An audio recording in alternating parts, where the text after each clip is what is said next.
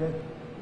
Good morning, everyone, and I hope everybody and your families had a great Easter yesterday. Before we start, I'd like to take a moment of silence for my Chief of Staff's, Tommy Ash's mom, Mary Ash, who passed away this weekend. Wonderful lady, very caring, kind, and had those beautiful twinkling eyes. And was so sorry for the loss. So a moment of silence for Mrs. Mary Ash.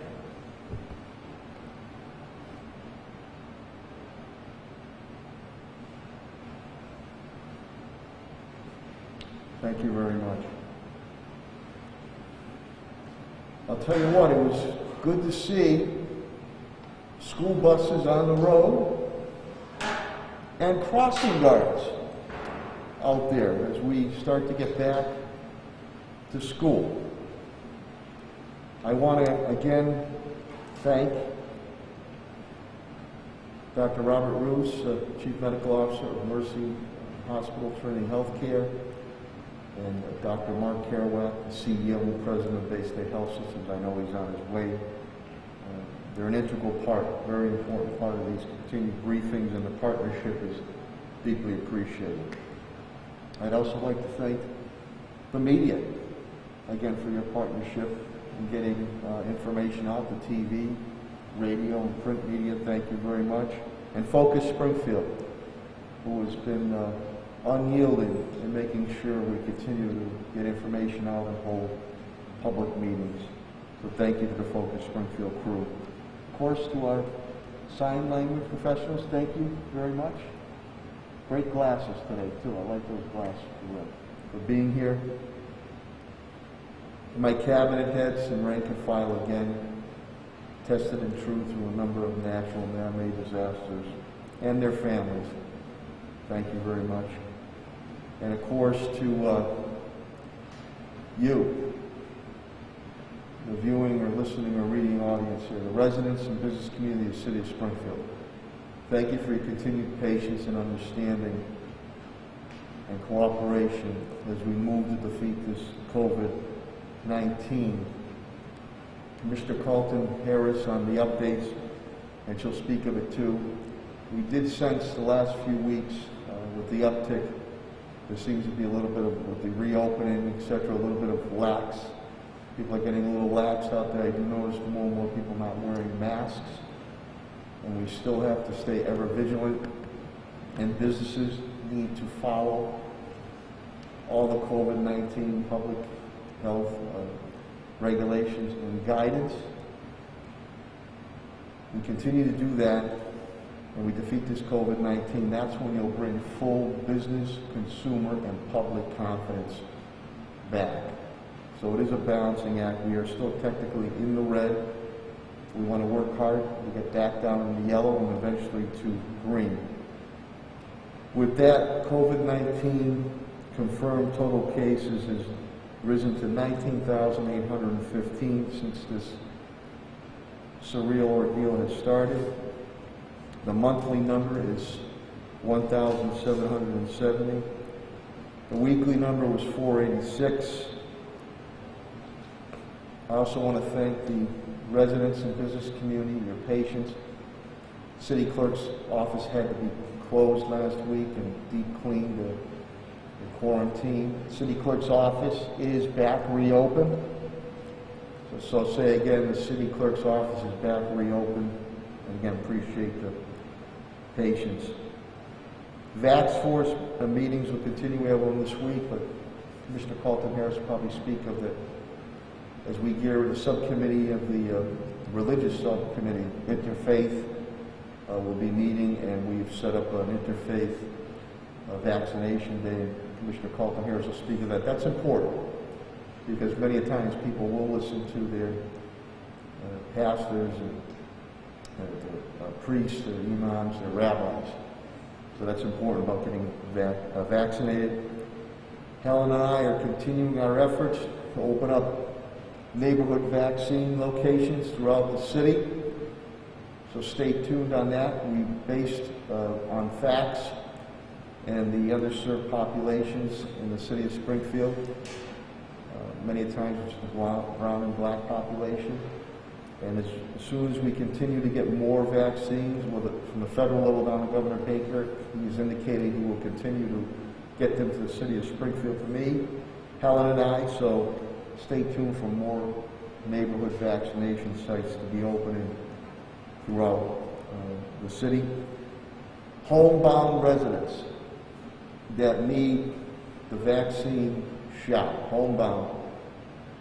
A program is being run, Governor Baker to the state, and that information is already out there. So you have the contact the state, the vendor that's running that, and they will come to your home for homebound residents that are in need. We continue to assist our Springfield residents with our telephone banks to set up appointments, and I want to thank the Health and Human Services, the Elder Affairs Division, my Library Division. They've been fantastic in helping whether seniors or any others who are having trouble traversing for the appointments. We continue to deliver meals to our senior citizens who are homebound. Stop the spread testing continues with our great partner, AMR. Patrick Leonardo, Director of Operations, is here, and that's up at the Eastfield Mall. And the mass vaccination site, Curative at the Eastfield Mall, continues, and that's going very smoothly. Stay tuned that there'll be an announcement pertaining to the Oasis food pantry. Again, with schools coming back in session, that will be moving away from Central High School. I know we service about 3,500 families. They'll be going to a large area in the city. And I want to thank to Food Bank of Western Massachusetts, to John Foley of the Oasis Food Pantry, Tedesco, who's been a great partner in my city departments on that. Unfortunately, we had 7 new deaths that have occurred due to COVID-19. That brings the total of Springfield residents who have passed to 239. And again, my and my administration's sympathy, thoughts, prayers, and encouragement go out to the families that have been affected. Of that, the new tally is 98 white, which is about 41%, 52 black, which is about 21.7%. Hispanic is 82, which is about 34.3%. Asian is 7, which is 2.9%. Long-term care facilities has really stayed stagnant status quo, which is great. 60, which is about 21.5%. Residential deaths are 179, which is about 74.9%. On some updates before I go to brief cabinet head updates, I met with Congressman Neal, Chairman Neal Ritchie, last week personally in his office, and we went over some specifics on the federal stimulus relief package, the American Relief Package, and also the upcoming transportation infrastructure bill. The Congressman and I will be making some announcements as early as this week, and I'm deeply appreciative of Congressman Neal's leadership efforts to bring this money here to the city of Springfield. Over the weekend, C3 Policing, under the leadership of Commissioner Clapper, partnered once again in Mason Square and at Forest Park.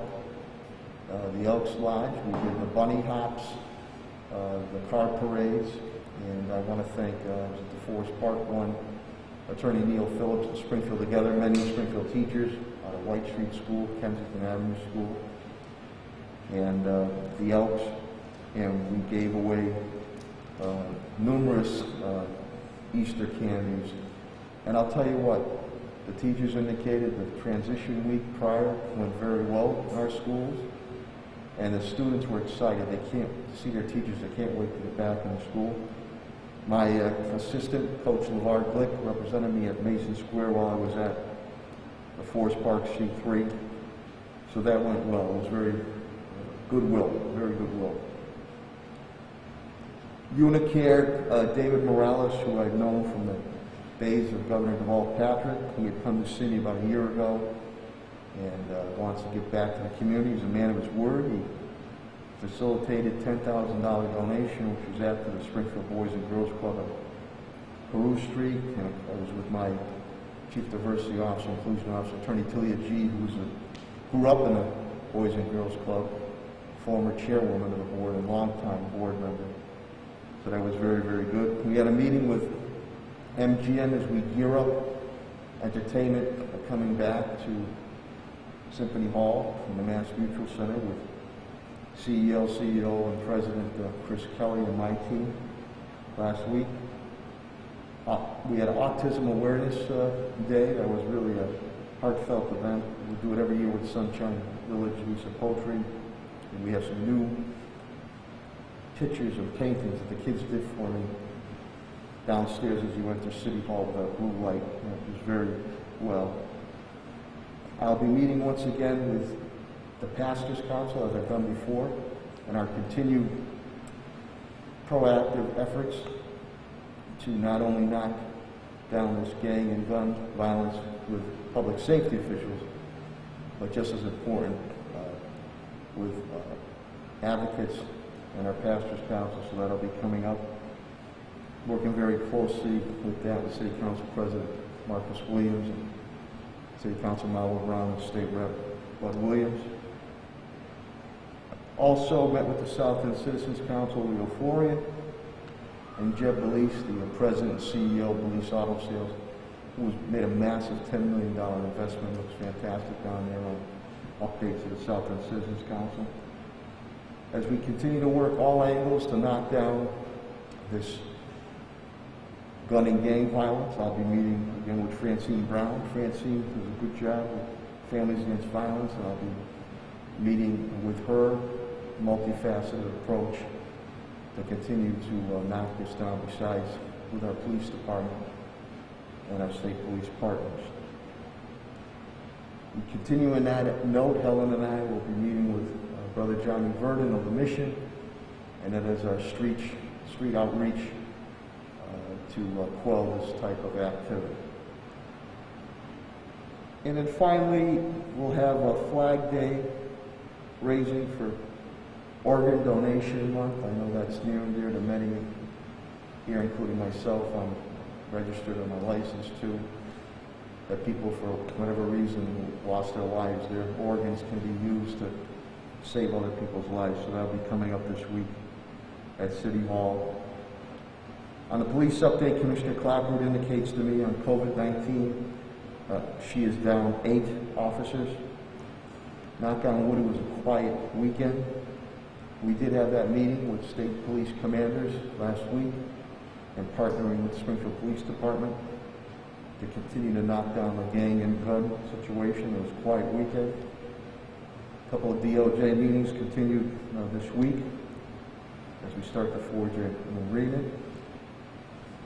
Also, we had a great academy graduation and promotions at Symphony Hall, and we brought on 31 new officers.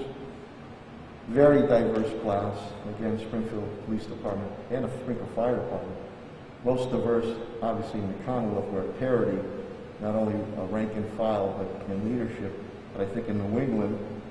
And we had some great promotions, and it really hit home to me when one of the newly minted sergeants, and many of those promotions came out of Central High School graduates, my alma mater, the High School of Commerce graduates, Old Cathedral and Classical, but one of the sergeants indicated to me, Mayor, you gave me my high school diploma from Central at Symphony Hall. When I graduated from the academy, you congratulated me here at Symphony Hall. And now in promotion to Commissioner Clapper to sergeant at Symphony Hall, and he had said, I hope that you're here when I become a lieutenant. I said, I'm hopeful and I plan on being so. But really homegrown individuals, and that's important. because they know all in our community and respect all in our community. Fire, Commissioner Calvi, nobody down in COVID, which is fantastic. It was a quiet weekend. They did have that Lexington Street fire. Late last Thursday, a firefighter was hurt falling off the ladder on a car and injured his hip, and we wish him a speedy recovery. DPW Director Chris Sickle indicates to me one is down with COVID. 311, please call for potholes. We have our pothole units that are out there. Yard waste has started last week. Street sweepers are out there. Director Signoli is still in need of CDL licensed drivers and also needs traffic light technicians. Construction season is in full swing. Saturday I was by the Central Street, Hickory Street, Rifle Street area, and you can see by Route Elizabeth the traffic reconfiguration is starting to occur. On schools, Superintendent Warwick indicates to me we'll go over 7 million, I think, obviously, next couple of days. 6,920,409 meals have been served. Breakfast, lunch, dinner. Over the weekend, about 50,000 shortened weekend. We will continue, Superintendent Warwick will update you, we will continue 11 sites while schools are open from 4 to 6. So families are able to get their meals in the afternoon, 4 to 6 p.m. Schools have reopened so far, knock on wood, good. Hybrid started early this morning. The busing situation, I want to thank Superintendent Warwick and Pat Roach, first student. We worked all weekend to make sure that they had a number of the proper drivers, and that seemed to have gone good. We had a great Chapter 74 Putnam Vocational Technical Academy meeting, school committee meeting last Thursday evening. It was really uplifting. The video presentation they made, we thought they sent it out to have professionally done. It was the students and instructors. And Putnam Vocational Technical Academy, another first, the only tech school in the Commonwealth that was able to run the nighttime program, which has sci-tech students going to class on vocational technical aspects in the evening. Will continue, sort of back to the future. We used to do that with the old Putnam and trade. The only one, but it was very impressive. We have another school committee meeting, regular school committee meeting this Thursday evening. Finance, my CFO, TJ Plant, indicates to me since this has started, deficit is $8.5 million. We're running around deficit of FY21 about $4 million. Total money spent in deficit and grants is $35.4 million. Of that, we've been able to pawn off $26.9 million in grants, and again 8.5 deficit spending for the residents in the business community in the city of Springfield. And as stated prior, I'll go after every dime I get my hands on for reimbursement for the residents of the business community. Our budget hearings, my budget hearings will start tomorrow. As we review the budget, we continue to review the federal stimulus relief program coming from the federal package. Facilities and Parks, Director Pat Sullivan, nobody down with COVID-19. The golf courses have opened. Pat continues to work very closely with Commissioner Helen Colton Harris as we continue to scout out neighborhood vaccine sites and expansion of shots to come. School reopening has gone well. We're going to do the lifeguard training. Our plans are to open up pools and waterways as we move forward. So lifeguard training will be announced very shortly. Spoke with Sheriff Kochi yesterday. Happy to say I know my daughters Cassandra and Kiara, my goddaughter Giovanna, took a walk in the park early yesterday morning, all around Duck Pond. Beautiful park, looks fantastic. And those deputy sheriffs, the park patrols are out there, and that's fantastic, and we appreciate that. Echo Dev, Director, CEO, Chief Development Officer Tim Sheen indicates to me nobody is down with COVID-19. We continue to review the federal and stimulus relief package. We had a good update meeting on 31 Elm Court Street, economic development project going on there with the principals. Technical assistance, Tim and I said we're going to continue to do this. Technical assistance, which is sorely needed for a small business. The RFP is out there. It is out there. Also, myself, Tim Sheehan, and my Chief Diversity and Inclusion Officer, Tulia G, were part of the Economic Development Council, EDC, Anchor Institution Initiative, in terms where they are going to really press the buy local and hire local, especially a diverse workforce. Law, HR, and Labor, City Solicitor Pakula and Attorney Bill Mahoney. Attorney Mahoney indicates to me the United States unemployment rate is down to 6%. Eddie and I, we continue our DOJ meetings with Commissioner Clapper and Judge Island DOJ officials. The reviews will start very shortly with the internal cannabis, marijuana RFPs as we move forward on the second round. With that, I will turn it over to Dr. Robert Roos, the Chief Medical Officer of Mercy Hospital Trinity Healthcare. He will give an update. I think he might be giving an update for Dr. Kerouac too, who I know is trying to get here. And at that time, when he is done or they are done, as we usually do, they will take questions at that point in time so they can get back to their important duties at their respective hospitals. Without further ado, the Chief Medical Officer of Mercy Hospital Trinity Healthcare, Dr. Robert Roos. Thank you.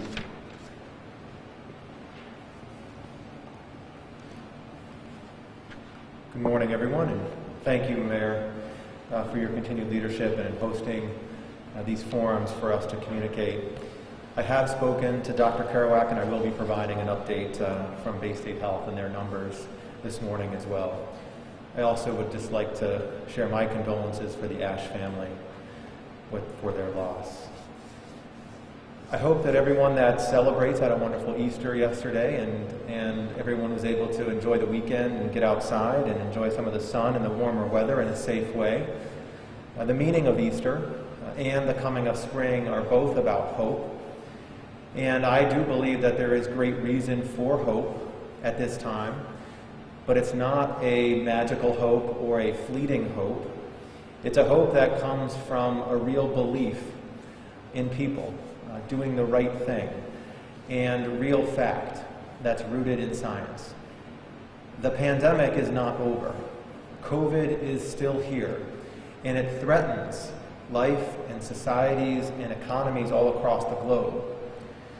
I was struck actually by the Easter message from Pope Francis yesterday, where he stated that there is no mirage or magic formula, nor an immediate escape to the difficult situation we are experiencing. And that, quote, everyone, especially the most vulnerable amongst us, requires assistance and has the right to have access to necessary care. And that includes vaccines, which he noted are, quote, an essential tool in this fight. In terms of summarizing where we are, I couldn't have said it better myself.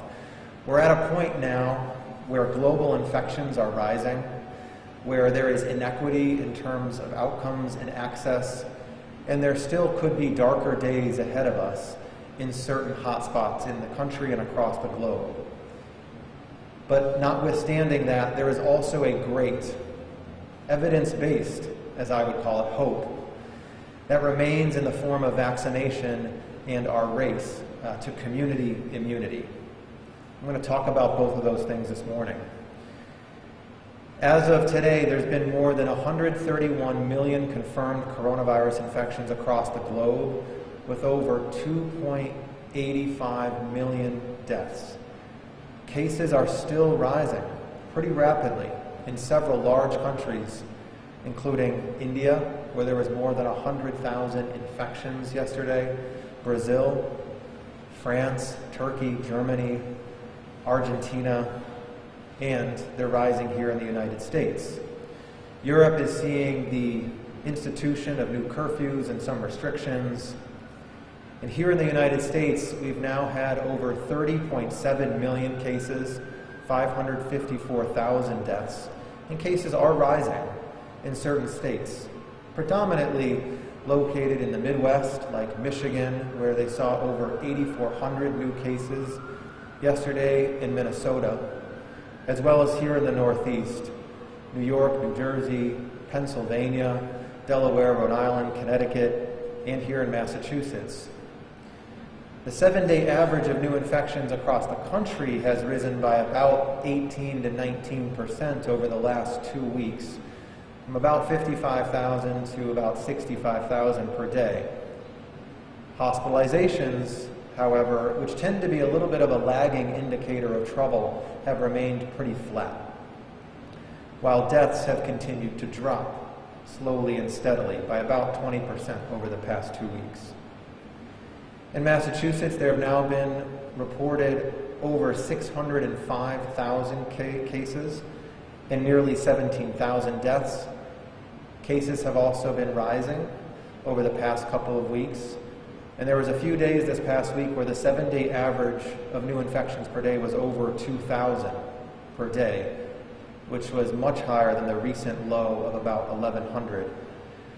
Test positivity has crept up to 2.4%. It's been pretty similar to what it was last week, but hospitalizations have started to increase. They were at 707 today, which was up pretty significantly from a fairly recent low of about 600. Although the deaths do still continue to decline, which is quite a positive thing. They remain about 25 per day.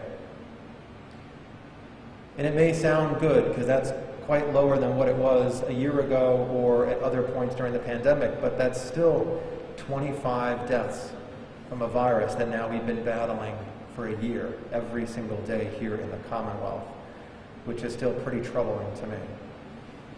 To me, there's a couple of important points to make when looking at the data trends across the country and here in the Commonwealth. First, the point is that while the overall rates are increasing across the country, they're predominantly driven by increases in a few hot spots, as I mentioned, including New England. This is largely due to a greater spread of variants. They're not new, but of variants that are more transmissible, and they are likely present with higher viral loads in people that have the virus, and the viral loads persist and can be infectious for more days. This includes the UK variant B117, also includes a variant P1, and some others. And what it means is that we just must stay committed to all the efforts that we already know can limit the spread: masking, distancing, hand hygiene, and so forth. And secondly, the data trends tell me that vaccination works. Vaccination is really our hope to staving off a third surge of hospitalized cases and deaths here in Massachusetts. We are seeing the positive impact of that because the people over the age of 65 have much higher vaccination rates. We're seeing infections occurring in younger people. Even though rates are increasing, we're not seeing hospitalizations or deaths increasing, or at least not at the same rate. So without vaccination, it's very clear that this situation today would be a lot worse. But we also need to be mindful that even those people that have been fully vaccinated, and they may return to certain activities which are endorsed by the CDC, like gathering with other people that are fully vaccinated, and beginning to think about seeing lower risk people who may not be vaccinated, we must be mindful that we still are in a situation where only a minority of people are vaccinated. And so everyone shouldn't return to the activities that they had before, but they must be mindful of their own vaccination status, because there is still virus that's spreading. That's evidenced by the number of communities across Massachusetts that are now in the high-risk area. They were up to now 55 in the red across the Commonwealth, including Springfield, Ludlow, Chicopee, Granby, and some smaller towns around us like Ware, Palmer, Munson, and Hamden. And we're seeing the trends play out in our local hospitals as well. At Mercy Medical Center, our number of hospitalized patients with COVID has been steady. It has not continued to go down. As of this morning, we are at 13 hospitalized patients. We have 3 in intensive care. That represents a flat line from last week. But our test positivity rate is remaining stubbornly high at about 5%. Across the Bay State Health System, there are currently 81 inpatients with COVID, which includes 68 at the Springfield campus and 13 in the other community hospitals. There are 13 patients in critical care. This is an increase of about 60% from 2 weeks ago, but only 20% from last week. And so the rate of rise is slowing somewhat. Throughout Bay State Health, the outpatient test positivity is 3.6%, which is down slightly more than 1% from last week, which is a good sign. So with all the trends taken together, it's clearly not the time to relax, your individual efforts to stay safe. The good news, where the hope comes from, is that the vaccination effort has been picking up its pace. There were more than 4 million vaccines administered across the country in one of the days this past week, and the average over the past week was more than 3 million per day. That means that all adults with that pace could be fully vaccinated by the end of June. According to the CDC, there's been more than 165 million vaccines administered to date, and more than 61 million people are fully vaccinated. 40% of the adult population has received 1 vaccine, and 23% are fully vaccinated. But 75% of the population over the age of 65 has received 1 vaccine, and 55% are fully vaccinated. And that's a very, very key statistic when we think about those that are most vulnerable. In Massachusetts, over 3.9 million doses have been administered, and nearly 1.5 million people have been fully vaccinated, which is about 27% of the adult population. So progress, and Massachusetts is among a few states that are leading the way in terms of its vaccine efforts. But even so, 27% of the adult population, which is about 21% of the total population, means that we still have several more months to go. The state is vaccinating more people on average. It's now about 64,000 per day over the last 7 days, according to the report from last Thursday. And the allocations at the hospitals have not changed. At Mercy Medical Center, we continue to be allocated and provide about 1,100 vaccinations per week. We are utilizing Pfizer. And to date, we've provided over 13,500 vaccines, with more than 5,800 people having been fully vaccinated at our clinic. At Bay State, Dr. Kerouac reports that their allocations have also remained steady at 4,500 per week, which allows Bay State Health to administer about 900 vaccines a day of either Moderna or Pfizer. And they continue to allocate doses from their own weekly allotment to their sites here in the Springfield area, as well as Greenfield. In terms of vaccine news, there was quite a number of updates over the past week, and most of it was good news. First, it's notable the CDC released a report in one of their MMWRs that showed the effectiveness of the mRNA vaccines, in this case, in reducing the transmission of the coronavirus by as much as 90%. Now, we already knew that the vaccines were highly effective in reducing symptomatic disease and severe disease, and nearly universally preventing hospitalizations. That was the endpoint in the clinical trials. We had posited and had reason to believe that these vaccines would also reduce asymptomatic disease and transmission, but we needed studies after people had received vaccination and could be followed for months at a time to see if that was the case. Well, this report, which documented studies, that followed healthcare workers, essential workers, and first responders did just that. There are now more and more studies that are showing that the vaccine does reduce asymptomatic disease and transmission. These are some of the most effective vaccines that we have for any condition. They're not 100% effective, but they are some of the most effective and look to be 90% or in some cases even greater. In addition, Pfizer also released data last week that showed that their vaccine is likely quite safe and very effective for adolescents between the ages of 12 to 15. As you know, their vaccine was already authorized for individuals aged 16 and older. And in looking in several thousand younger adolescents, the vaccine showed no significant safety concerns and prevented all of the coronavirus infections amongst the group that received the vaccine. And so in that early data, that showed 100% effectiveness in that group.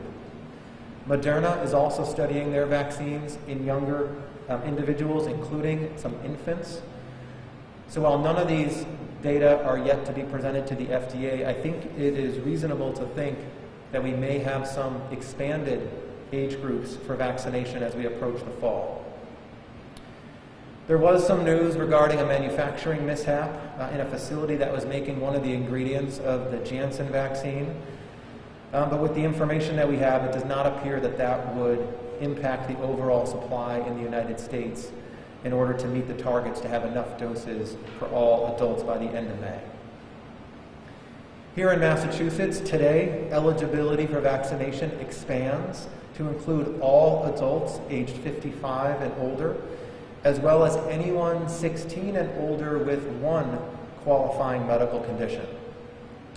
Of particular note, both the CDC and the Massachusetts Department of Public Health revised their lists of qualifying conditions over the past week to include additional illnesses or diseases that would prioritize somebody in this group. And that includes now, in addition to the others, more types of chronic lung disease, dementia and neurological conditions, type 1 diabetes now in addition to type 2, HIV, liver disease, having a BMI or body mass index of 25 or greater, having sickle cell disease or thalassemia, having a prior history of smoking, having had a stroke, and anyone with a substance use disorder. These conditions, in addition to the others that were already prioritized, like cancer, chronic lung, heart, or kidney disease, or pregnancy, are now all prioritized for vaccination due to their risk of complications. So as eligibility expands today, and as we expect all individuals aged 16 and older to be eligible in 2 weeks on April 19th, and as the supply of vaccine increases, I want to state very clearly my strong recommendation for vaccination for all adults, regardless of age, condition, or history of prior infection. The recovery of our country and our community remains at stake. The vaccines that we have are incredibly safe. They are some of the most effective vaccines that modern science has ever seen. And this really is a matter of doing what's right for yourself, for other people, and the greater common good. A year into this, far too many people have lost their lives, far too many people have lost their jobs, and far too many people have struggled with depression, anxiety, and isolation as a result of a fear of contracting an illness. It's not only about us and our individual health, it's about the most vulnerable amongst us, including those in other places of the world, as they are the ones that will suffer the most. It's only when we can stop the spread of the virus in all countries, or protect ourselves to a large enough degree that the virus is a glimmer of what it was, that we'll have the ability to fully emerge. So today I urge you all to continue to push on. We have a few more months to go in this marathon. We have the tools and the training to get through it. We must keep our mindset strong and support each other to getting to the finish line. Stay safe, remain vigilant, and sign up for vaccination as soon as you are eligible. Thank you.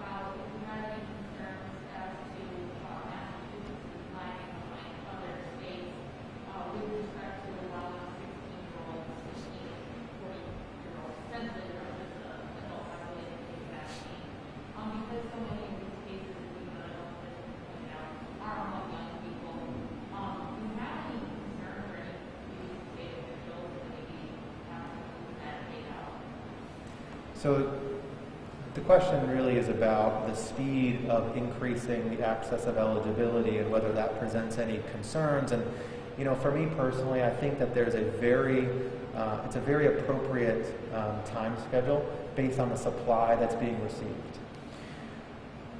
It makes sense to me, I think, from a equity standpoint, from a social responsibility standpoint, and from a medical standpoint, to continue down the pathway of protecting those that are most vulnerable first, with limited supply. If supply was infinite, then we would expand, eligibility, and I would push for that immediately.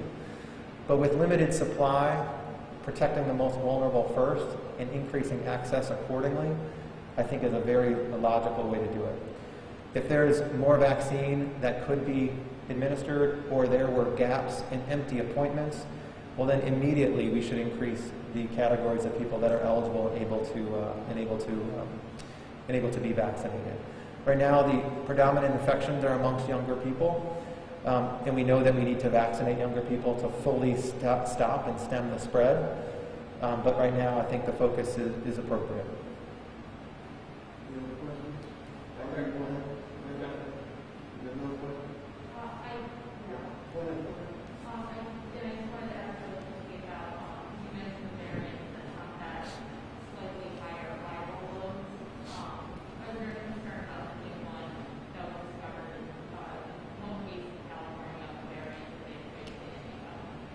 Yeah, I think variants continue to be something that we need to watch closely.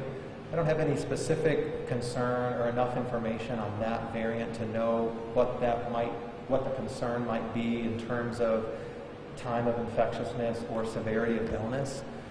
But I think one of the hallmarks of us having an appropriate public health response is to continue to monitor for these variants, gather the science, and then make decisions based on that information. So at this point, it's too early to tell for that, but my approach all along with variants has been to ensure that we are monitoring them, be cautious, but not to overreact, and continue to escalate vaccination, which at this point still continues to show good effectiveness even against many of the variants circulating in the United States.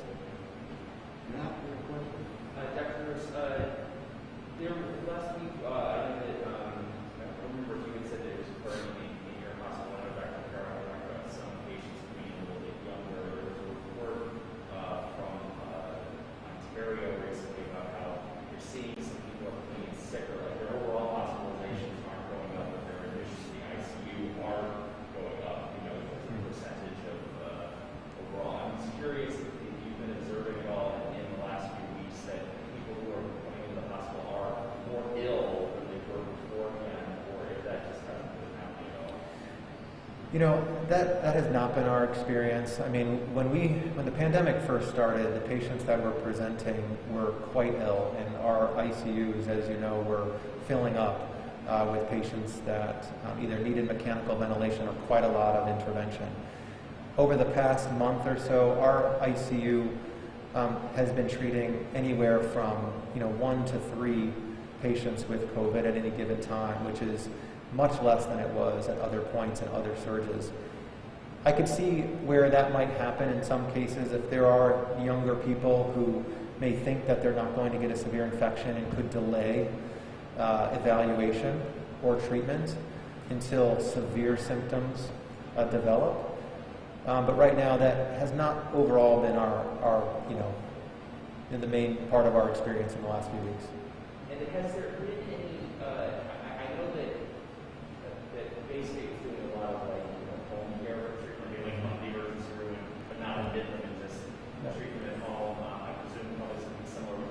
Sure. at Mercy or Trinity broadly. As the stress on those hospitals has changed, and it still is less than it was in the winter by comparison, has there been any change in terms of the policy or willingness to admit somebody, or is that the care been more or less consistent since we've gone through the winter heat, even though there really is less pressure on the hospital itself? So a comment on a couple of things. So early on in the pandemic, we did not have as many treatments available to us. As you know, later in the pandemic, we had monoclonal antibody treatment get authorized for use. And while that maybe has not been widely utilized in many, many patients, both Bay State Health and Trinity Health of New England do have centers where patients who are at risk of hospitalization but do not need inpatient care can receive therapy with a monoclonal antibody, which could, provide them with some treatment and ideally prevent any further complications. Other than that, when somebody, needs a certain level of intervention, they're still recommended they're going to come into the hospital. But if there are patients that are sort of on the borderline, just like with many conditions, we do have robust, home care, visiting nurse services, and a variety of other, supportive wraparound care that can monitor oxygen levels, provide oxygen in the home, and connect people to providers for further treatment. And in some cases, whether somebody was admitted for a short time and then they transition home and then continue to be monitored in that way, or there can be cases where they come into the emergency department or see their doctor in the office, and they can initiate those treatments prior to being admitted, we will use that. And that is something that I think our teams are more comfortable with now than they were a year ago. And we'll make the determination on admission based on the clinical criteria of that particular patient at that time. And just one final question on that. Is it remain true that younger patients do have overall shorter stays in the hospital itself? I think you can extrapolate that people that are younger or have less comorbid medical conditions, on average, will have better outcomes. And that typically would result in, if they are admitted, in shorter stays, less intensive interventions. That does not mean that we have not seen young people succumb to this disease and die from COVID or have prolonged courses. We certainly have. We have seen young people, some with, many, I would say most with, but some with very few comorbid conditions or chronic medical illnesses that have had severe cases. So it is certainly not always black and white, but on average, healthier people tend to recover a bit faster or a bit more frequently than those that have other conditions. Mike, Nick, Paul, thank you, man. Thanks. Stay healthy, you and family. Thank you, Dr. Roos, and appreciate your efforts, and thanks for the update for Dr. Kerouac. We'll now bring up the Commissioner of Health and Human Services, Helen Carlton-Harris, for her update. Thank you. Thank you, Mayor. I appreciate, as always, your support. The update for April 5th, 2021. Currently, as the Mayor has indicated, we are at 19,815 positive cases. The cases by day: Sunday was 34, Monday 41, Tuesday 82, Wednesday 120, Thursday 71, Friday 40, Saturday 98, for a total of 486 cases. That is 60 cases less than last week. The cases by age is 0 to 10, 74, 11 to 20, 79, 21 to 30, 105, 31 to 40, 74, 41 to 50, 51, 51 to 60, 58, 61 to 70, 30, 71 to 80, 13, 81 to 92, 91 to 100, 0. Cases by zip code: 01, there were 2, which is 0%. 03, 12, 3%. 04, 82, 17%. 05, 31, 6%. 07, 25, 5%. 08, 74, 15%. 09, 106, 22%.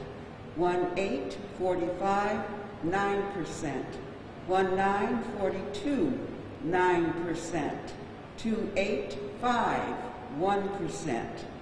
29, 24, 5%. 51, 38, 8%. The cases in the last 6 weeks: February 21st was 414, February 28th, 391, March 7th, 326, March 14th, 310, March 21st, 546, March 28th, which is today's update, is 486. And again, that's 60 less cases than last week. Cases by age group. It should be no secret, nationally, locally, in the city of Springfield, that the 30 and under age group is constituting the highest rate of positive cases. 30 and under, 53% of the cases. 31 to 50, 26% of the cases. Those two numbers together equal 79% of the cases last week in the city of Springfield were under the age of 50. 51 and older, 21%. Cases by race last week: white was 32%, black, African American, 23%, Latinx, 21%, unknown, 23%, and Asian, 1%. Currently, April's line graph is showing 209 cases. In March, we had 1,771 cases. In February, that was 2,170. 399 cases less in March than in February. The vaccine distribution. The City of Springfield, currently through the Department of Health and Human Services and our partners, have vaccinated almost 5,000 individuals, and we continue to stand up clinics. As the mayor indicated, I, along with Patrick Sullivan, are looking at other buildings and in the city, in other neighborhoods where we can stand up clinics. We believe very strongly that neighborhood clinics are the way to get our population vaccinated. So I want to start by saying thank you to our vaccination partners, Behavioral Health Network, Curative, Springfield Public Schools. We have also given J&J vaccine to Curative and to Behavioral Health Network. If you go to the city's website, under Behavioral Health Network, you will see J&J, and you can sign up for a dose of the one vaccine. Curative, we have transferred 500 doses to them. They will be doing a neighborhood clinic, which is going to be at Home City Housing on the corner of Bay and Oak Grove Avenue. It has been going extremely well. They are vaccinating 100 individuals each day. They are not using an appointment system. They have cards that they are giving to the neighborhood, to individuals, and they can walk in with their card and get vaccinated. I am extremely appreciative of our vaccine partners. Our neighborhood sites, the Ray Jordan Center, will be on Thursday from 9 to 1. We are going to pilot our first evening clinic this Tuesday from 3 to 8. Right now, those appointments are going well. That may be a clinic that we stand up every week if the utilization rate is where we believe it needs to be, and that the public, Springfield, wants that site an evening opportunity. We have completed a space agreement with Bay State Medical Center that just got signed on Friday. They have allowed us to use their building at Mason Square Health Center and Brightwood Health Center. However, we will need to staff it and bring supplies. They are very clear that we can use the building, but we would need to make sure that we had all of our systems in place to adequately distribute the vaccine. That will not start this week. Bay State needs that site, Mason Square. They're doing the second round of Springfield Housing Authority, and so we will not start that partnership, but that is a neighborhood partnership that we look forward to completing. VaxForce is extremely active. There will be an announcement about an interfaith vaccination day or 2 days. The research committee has the data from the town hall where individuals answered questions. They are working on that. The education committee is reaching out to institutions of higher learning and our school systems. Operation is working with us to make sure that we are getting students in to sign up for those vaccination clinic opportunities.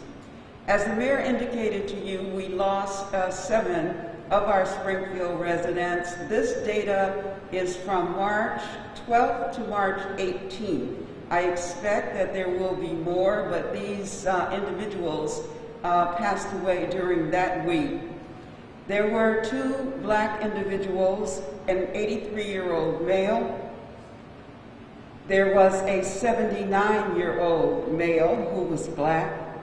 4 individuals from the Hispanic community, a 69-year-old male, a 95-year-old male, a 59-year-old male, a 59-year-old female.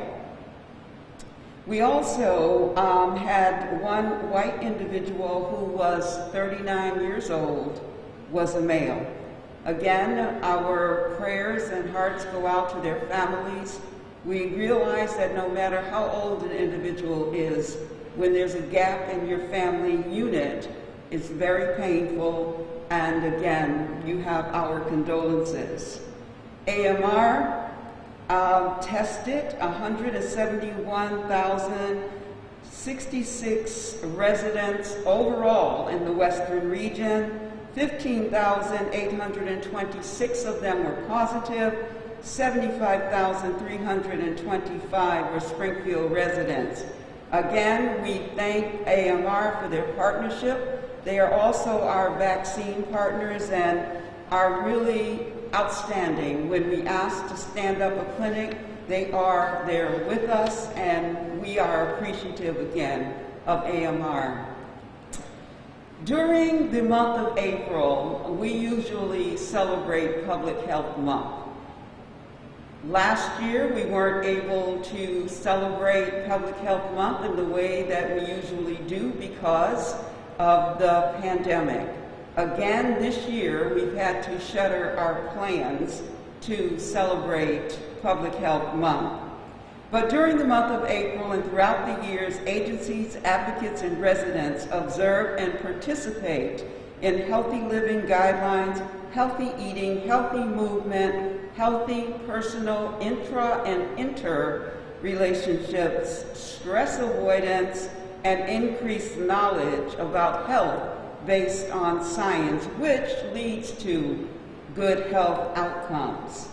And so this year, we know that we are in a very different place. And I have decided that the theme for Springfield will be Somebody Needs You, Public Health in a Changing Environment. And when I say someone needs you, I'm really talking about the mitigation and prevention efforts that we must put in place in order to get through this very difficult time for us. You have been, as a public, told many times, you have been advised by the best public health experts in the world to not let your guard down. Dr. Roos spent time really trying to motivate us around the mitigation efforts, prevention efforts, intervention efforts that we should do as the public. All of us have COVID fatigue and are tired.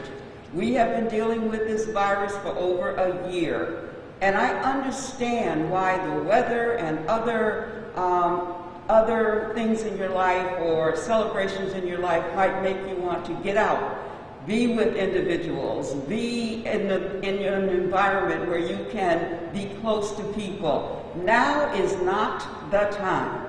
Now is the time to continue to wear your mask, wash your hands, and watch your distance. Vaccinations are safe. Vaccinations are something that I believe each one of us need to consider. The vaccination effort, as Dr. Roos told you, has opened up to 55 and over, individuals of any age with one comorbidity. So there is vaccine opportunity for you to be able to keep yourself and your family safe. And so we are not powerless individuals. We are individuals with power, and that power comes from taking back our lives by doing the things that are necessary to get us back on track. I ask you one more time, as I have for over a year, use that power to be safe, use that power to take care of your families, use your power to prevent, mitigate, and save lives. Thank you. Thank you very much, Commissioner Helen Colton-Harris. And again, we are both deeply appreciative of everybody's patience and cooperation, understanding. I know it's frustrating. I know you're fatigued, but we need you to hang in there. And you cannot be lax. Cannot be lax, especially our younger people. Starting to see more and more not wearing masks. We'll now move to the public safety segment of the COVID-19 City Hospital update. And I'll bring up the Fire Commissioner of the City of Springfield, Bernard B.J. Calvin.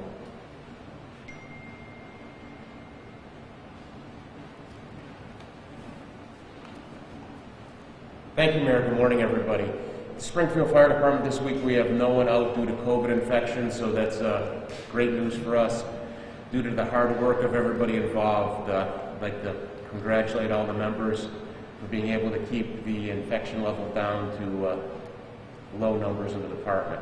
As the mayor said, we had a quiet weekend. We did have a big fire Thursday night on Lexington Street. One firefighter was injured when he fell off a ladder. He's doing well. He's out of the hospital and hopes to return to duty soon. Other than that, I don't have anything to report this week. Thank you very much. Thank you, Commissioner Calvi. I will now get the report from the Springfield Police Department. Springfield Police Commissioner Cheryl Clapper.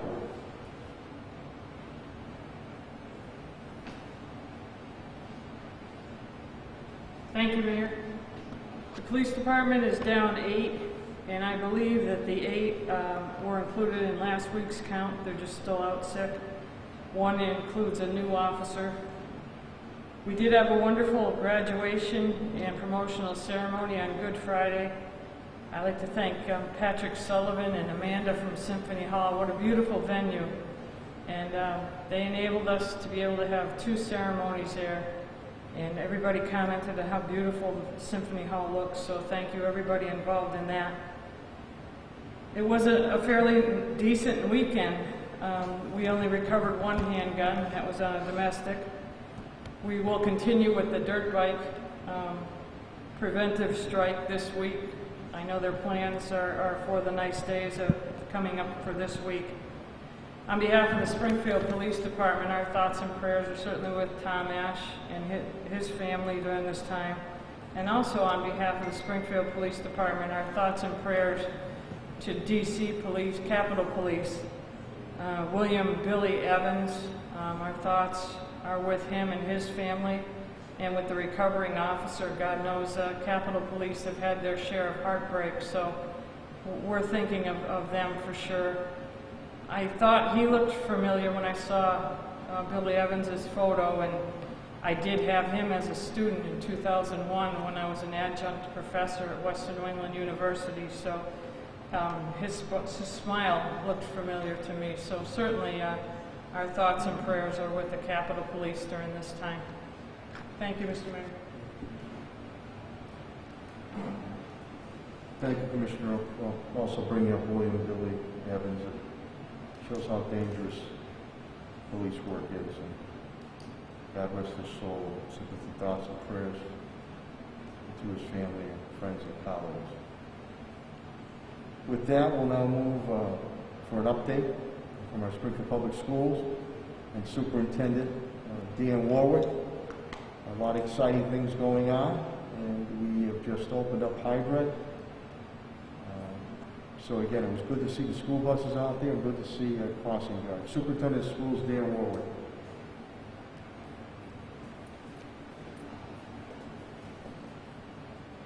Thank you, Mayor.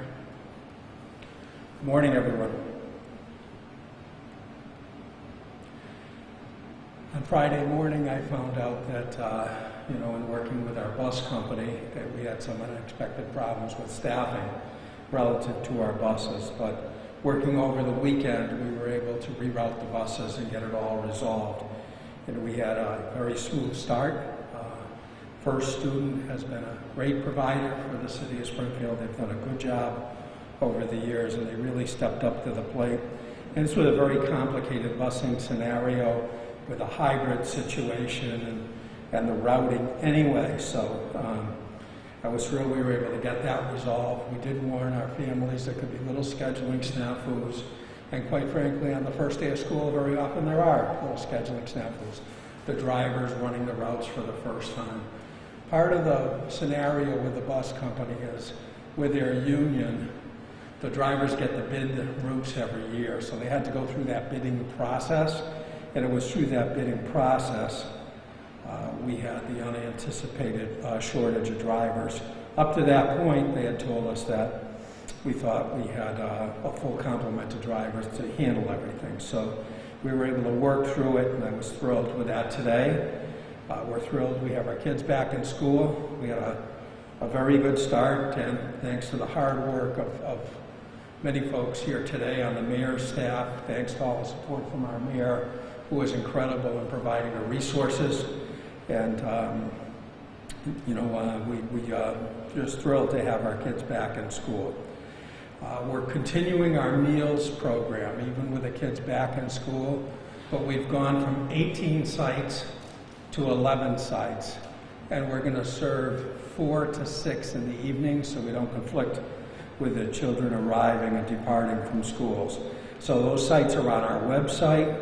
And to date, since we closed down, and it was a little more than a year ago, it was on March 12th, we've served 6,920,409 meals. So an incredible effort by our lunch partner, Sodexo, and my team of Pat Roach and Tim Gray working with them and executing this. I'm just very, very grateful. Food insecurity is a problem in our country, and it's certainly a problem in Springfield, and our folks have done a great job in meeting the needs of our families. And again, the reopening today, just to reiterate the grades, it's pre-K to grade 6, and then our high needs special ed, SLIFE ELL students, the kids with interrupted learning, and our vocational students in grades 10 to 12 at Putnam. So they would have started back today. Our high needs sped, SLIFE, and vocational are 5 days a week, and our pre-K to 6 were in a hybrid scenario. So Monday, Tuesday, and every other Wednesday and Thursday, Friday. So the groups were split up weekly like that. Our next phase, starting on April 26th, we'll be bringing our grades 7 and 8 in. And then the kids who came in this first phase, the elementary kids, pre-K to 5, will go full on 5-3, and then the middle school kids will go full 5 days on 5-10. High school, we don't have a return date from the commissioner yet. We are anticipating that shortly, but he hasn't issued that date yet.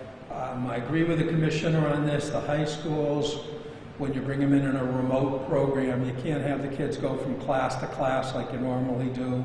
So it won't be a typical high school program. It'll almost be more like remote from the school. And so we're taking our time with that, working with the commissioner, and see what he puts out on that. But it makes sense to bring those kids in last.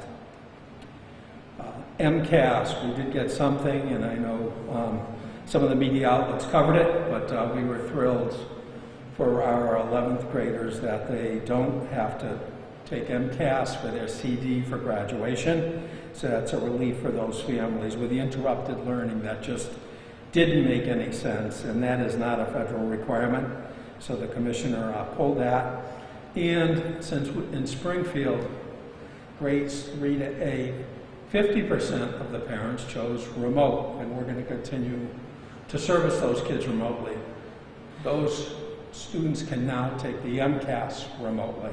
So that's another big change, and we have the technology to execute that. So again, I think a big relief for those parents. It just doesn't make sense to give a test to tell us there's been interrupted learning during a pandemic. So I was thrilled for that relief. It wasn't everything we wanted, but we were grateful for that. Spring sports are approved, and our health commissioner, Helen Carlton-Harris, has just been a godsend on this, because those extracurriculars are so important for our kids, and we've been able to keep it going with her abundance of caution doing the 3 tests. And due to that abundance of caution, we caught it early with our fall 2 season, our football, and we're undergoing testing now to see if we can get that going again, but due to some positive tests, we had to shut down. But we're retesting and seeing if we can get that going again, but very grateful to our health commissioner, who has been really part of our team since we started with this pandemic. On the building front, I just wanted to thank Pat Sullivan again from Facilities and the mayor. You know, $1.4 million into our buildings to upgrade all of our ventilation systems, and due to that, we're having a great start.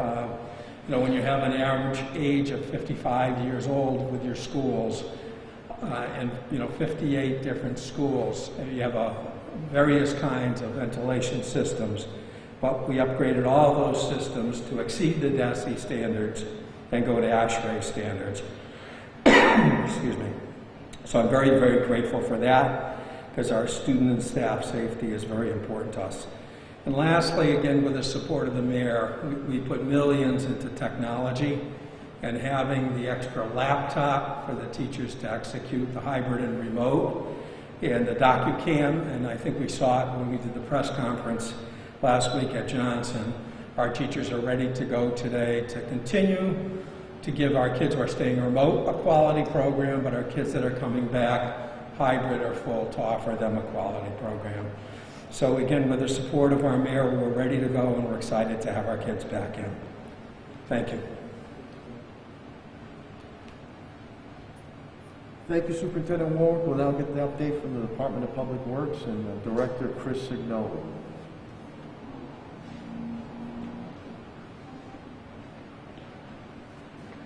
Mayor, thank you. As far as the DPW, we have 1 employee down with COVID. Our yard waste started last week, so on your recycling day, please make sure you have your yard waste out. Full construction activity started last week, so they will be going on, obviously, starting last week and moving through, and with the buses that are out there, expect to see a lot more traffic. Street sweeping has been going on. Please check our Facebook page as we put an update out every week to show where we will be over the next few weeks. As the mayor mentioned, 311 for potholes or any other issues related to our roadway system. Just a note, permits. If you as a resident or business are doing work around the city and you're going to be working in the public way, you or your contractor needs a permit. We've spent the last couple of weeks going around trying to make sure everybody's aware of it. And the last thing that we are also doing is following the infrastructure bill at the federal level. Our key point on that is just trying to find out how the money is going to be kind of funneled downward from the federal government to the state and hopefully to the municipality.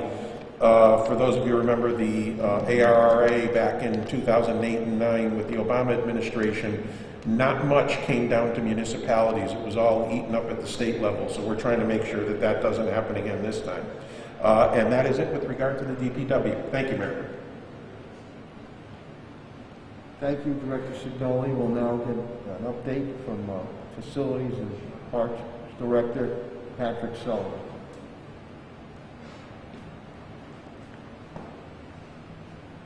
Thank you, Mayor. We have 0 out with COVID. As the superintendent stated, we are continuing to do well with the school openings. I want to thank our Commissioner of Health and Human Services, Helen Carlton-Harris, Superintendent Warwick, our trade staff, and our industrial hygienists during the last few months. I think we've all done a great job, and it's great to see the kids going back to school today.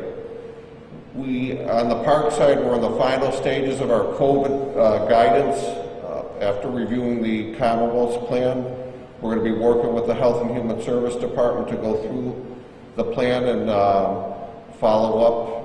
And if you have an event that you would like to hold in the park, the contact number is 787-6434. And as stated last week, the Barney Carriage House is open for up to 150 guests. That number is 787-7733. And then at the mayor's request, we're reviewing the Commonwealth summer guidance plans. And in preparation of the summer for openings, we are preparing a lifeguard training course. That will be April 20th through the 23rd. Anyone interested in attending that should call 787-6298. Thank you. Thank you, Director Sullivan. And finally, again, Springfield's in the business of doing business, and Chief Development Officer Tim Sheehan, appreciate his efforts. We'll be giving you an update pertaining to economic development. Thanks, Mayor. Last Friday's job report was stellar. Jobs created were strong across all sectors and were clustered in some very high-paying industries with 183,000 in construction, 110,000 in manufacturing, 53,000 in government, 136,000 in education, and 101,000 in healthcare. If you looked at adding back in the 156,000 for back revisions over the past 2 months, the report had over 1 million jobs.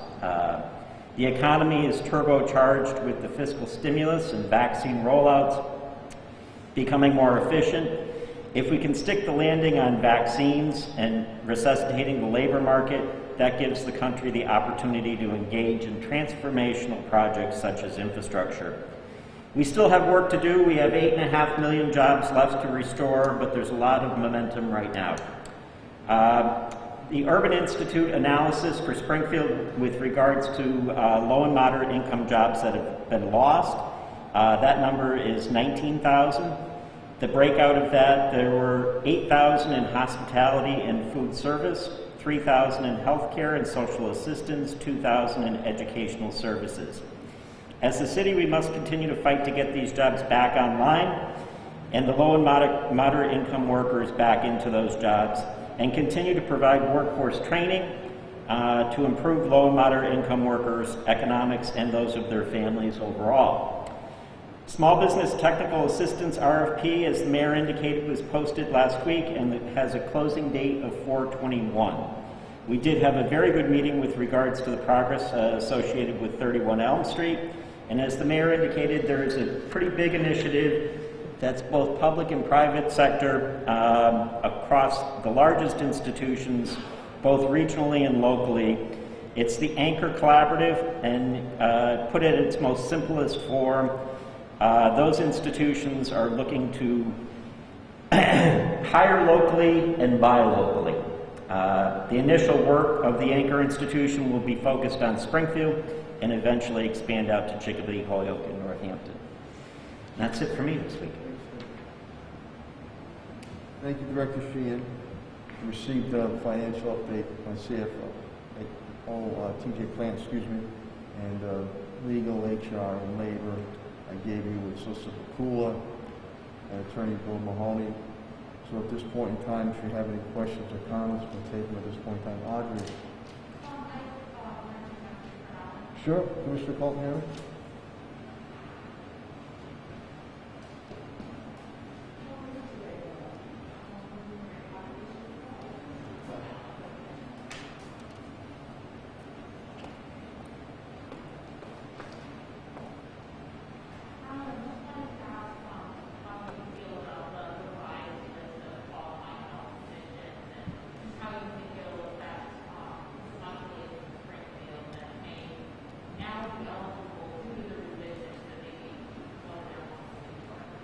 So the new eligibility is, as you know, 55 and older, and individuals of any age with one comorbidity.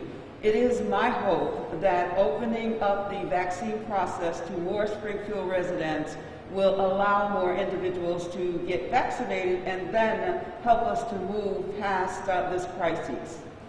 With respect to the health conditions that were added, though, like, are there any that weren't on the list before the provisions that really make now will help more Springfield residents be eligible with respect to diabetes, updated obesity, and BMI qualifications? The health conditions or the comorbidities that were added, HIV/AIDS, diabetes, obesity, are really very important. We know, as far as the city of Springfield is concerned, that we have many individuals who fit into that category. We are disproportionately represented in those numbers as a city. So opening that up will allow us to give access to those individuals. But more than that, by calling out those comorbidities, you help people see themselves in wanting to get vaccinated, because they understand that we are really talking about you. You are now eligible. So I'm appreciative of the governor and DPH in just listing them in a way that people can respond to. And one follow-up, you mentioned it before, would you mind saying which locations in Springfield have the Johnson & Johnson vaccine again? Which locations what? Have the Johnson & Johnson. Yes, I'm happy to do that. So Behavioral Health Network, if you go to the city's website, it is there. There are appointments available, and I believe it's on the 9th where they're going to have that first clinic. Curative has 500 doses. They will be dosing 100 individuals a day with the Curative vaccine. I think what's going to be interesting is to see how many of our residents are interested in J&J or Janssen.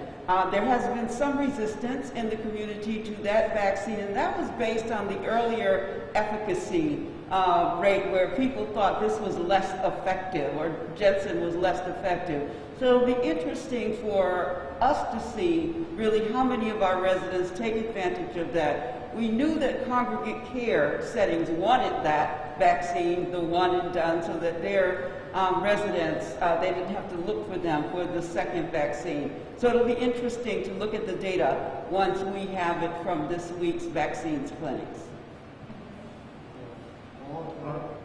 Commissioner, would you stay up there? Sorry. Both you and the mayor alluded to an interfaith vaccination program or vaccination clinic that you've got. Can you elaborate a little bit about that, and maybe also talk about how important you see the faith-based institutions in promoting vaccinations in Springfield? So VaxForce, the committee that the mayor has stood up, has an interfaith committee.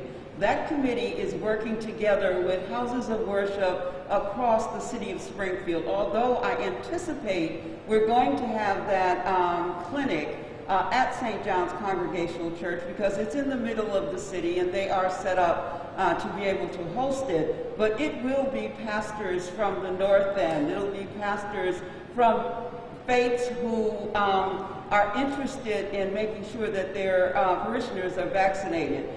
When we did the data and we asked, who is your most trusted voice as far as vaccine is concerned, we gave a list of individuals. We gave faith leaders, medical leaders, public health leaders.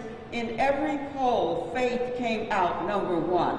So it appears to us that people are willing to trust their faith leaders, and so we will come together with houses of worship across the city and have one day or 2 days, we may have to do 2, where we are vaccinating the parishioners or anyone who wants to participate in that event. Just to clarify something you said in your presentation, I wrote the number down 5,000. You've done the city has administered about 5,000 doses through the neighborhood clinics. That's correct. Okay, thank you. Helen, just a quick question for you as well. I was just curious, something that I've seen in terms of what I want to ask about long-term planning. I know that Philadelphia had like a walk-up clinic set up for a period of time. I realize they have direct allocation from the federal government, so they have a little more flexibility, but is that something that your department is also looking at, maybe further down the road when there is more vaccine in the city anywhere?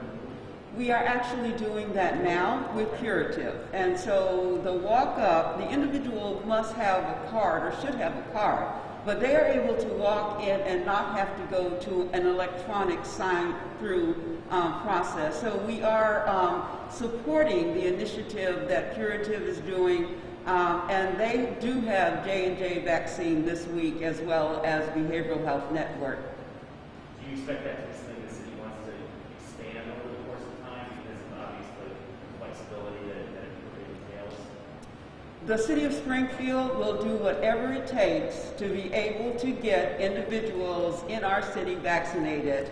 And walk up or walk through is something that is highly utilized in other parts of the country.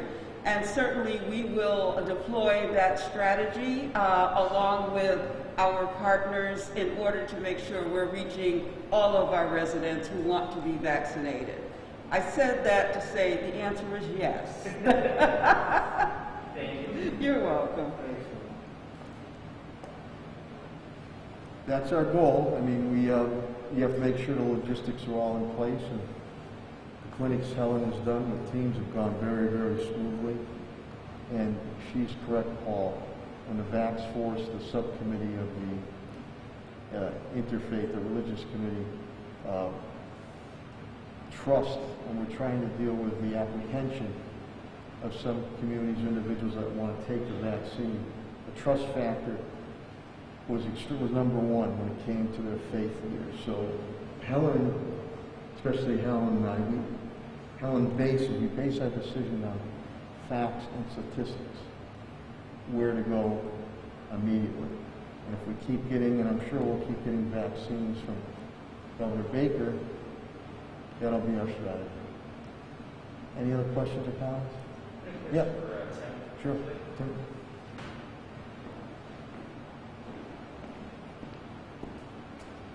Tim, I was curious, I know you talked before about like there's already been money some spent on workforce development, thinking about jobs that aren't necessarily going to come back after the pandemic. Are there any in particular in Springfield that you're eyeing, specifically classes of people that you think there really are going to need to be retrained, the jobs aren't coming back when normal was, that's on your mind in particular? Well, I think the workforce is going to change dramatically after this. And I think we need to be preparing people to deal with those changes in the new economy coming forward. And, you know, I've said it on multiple different occasions at the podium, looking at the economy, whether it be local, state, or national, having more inclusion in the economy and providing more opportunity to people to actually improve their economic conditions. I think workforce training is one of the fundamental components of that.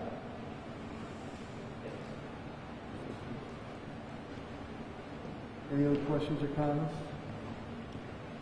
Okay, hearing none, again, thank you to the media, and the TV, radio, and print for keep getting the word out. Thank you to the residents and business community for your continued patience and cooperation and understanding. Don't get me wrong, I appreciate that, but I know there's a sense of fatigue and people are starting to become a little bit laxed. We need you to hang in there a little bit longer.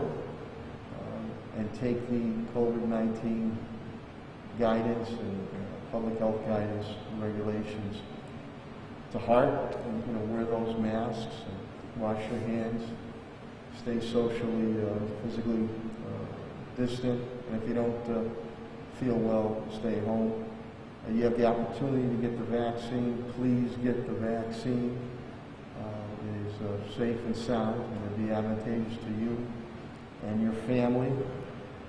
And we continue the balancing act of making decisions on public health and economic development activities.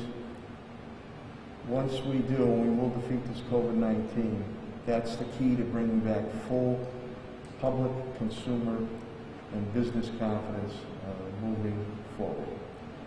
So with that, I wish you a good and healthy day, and go out and have a great day. God bless. Thank you very much.